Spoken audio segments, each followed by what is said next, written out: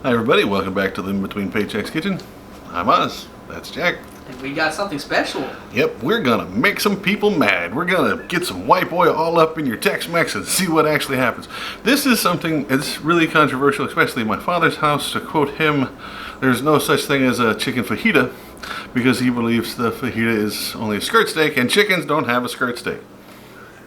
Which I guess he's got a point, but that is neither.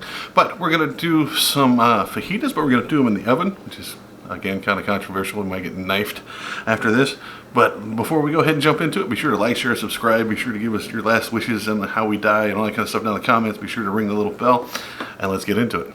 So again, looks very complicated. Well, it is. There's a lot of stuff here, but it's very cheap. So first off, get your chicken. We got this for like half our budget. It's like $5-something, right? You're gonna need some bell peppers. We got them different colors because it looks good. You're gonna need an onion. We're gonna use half of this one. Right. So other stuff is all optional. So you got your peppers, your cilantro, orange or citrus or lemon if you want to add that kind of stuff on it. Gonna have to have tortillas because we're white. We have to buy them.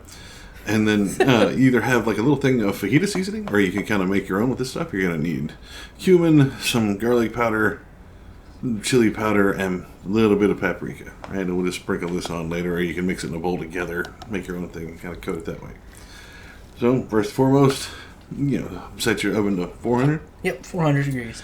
And then slice your chicken while it's heating up. Now go ahead and cut it long ways so you can kind of make it like a fajita slice, whatever you call that. Whatever you want to call this cut. It looks more like a lady finger than any sandwich I've ever had, but whatever. So you slice it, do all of this, and then you get your bell peppers. Now you want to rip the guts out, like throw those out. Now these seeds are going to be all over your kitchen for the next week, no matter what you do. Now you cut your bell pepper. Now you can leave those veins in there, or you can cut them out. I always cut them out. They always just taste flavorless. I always leave them in. The only thing I remove is the guts. All right. And then just slice this down. Again, long, thin pieces. You're going to do this with all three of your bell peppers, and half your onion, you want to just make it where this long, thin slices there. Peppers, we added some serranos, slice those down, get those ready, and we got all this stuff, and we're going to put it in a pan. So get you a baking sheet, decent sized one, get you a little bit of oil, or you can butter on the bottom. You can put foil if you want to help, but foil is expensive. Foil is expensive, but it's also really easy to use. So I try to keep one hand clean, and the other hand can be my chicken hand. And you just line this out here. You don't want to cover it. You don't want to like layer it. You want to put piece to piece right here. And I try to get artistic and different colors and stuff. It takes a while. Make sure get your chicken in there. I made sure there was chicken. There was like 1 or 2 slices of each of the bell peppers left when we were done, but they didn't go to waste. We just ate them anyway. But this is what you're gonna look like. We split them in half so we can put some spicy ones on one side with the serranos, and the other half not. So you just take your peppers, sprinkle them on. We put a lot of pepper on these. They were very hot. They were on the spicy side, but with the sinuses and the cedar pollen, that's what we need to burn it out. So go ahead and get your spices. Just put it on there to seasoning, right? So the chili powder, I put a lot of. The garlic powder, a lot of, because I can't. Now the cumin you do very little of. You just want a little. It'll quickly overpower everything. And your paprika, just a little pinch here and there. Don't want to oversaturate that stuff.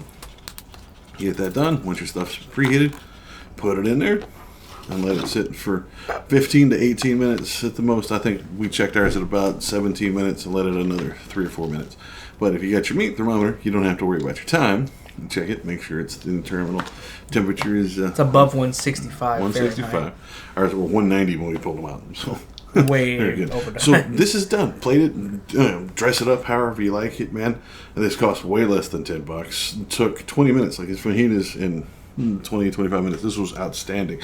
They were spicy, but you don't have to have that spice in there. You can leave that part out. Yeah. But these were great, super neat. It's the first time I ever seen fajitas in an oven. So there you have it. White guys screwing up fajitas in an oven. Turned out really well, really good, kind of spicy, which is good. As the serrano peppers, I accidentally touched my eye, so don't judge me too much.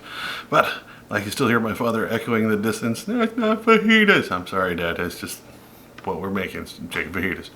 So we'll see you next time, and we'll be sure that you can find us on YouTube Tuesdays, Fridays, or well, all the time. We upload on Tuesdays and Fridays. Ring the bell and you'll get notifications when we do that. Shameless plug. Or you can find us at Instagram at Living Between, or Facebook, Pinterest, and Patreon if you want to help us out. We very much appreciate it. You can find us on those 3 as Living Between Paychecks Kitchen there. And we'll see you next time.